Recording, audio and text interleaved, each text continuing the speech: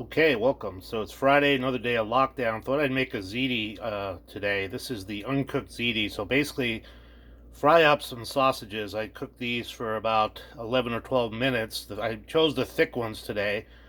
And you pour a layer of ziti on the bottom of the pan, put some sauce and ricotta cheese on top of that, and then some of the sausages.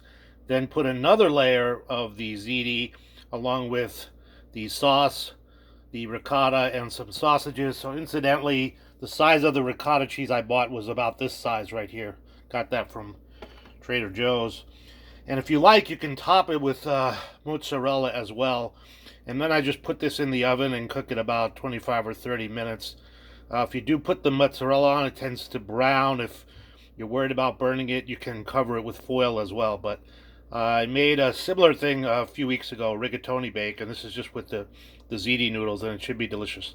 Okay, this is John. Thanks for watching.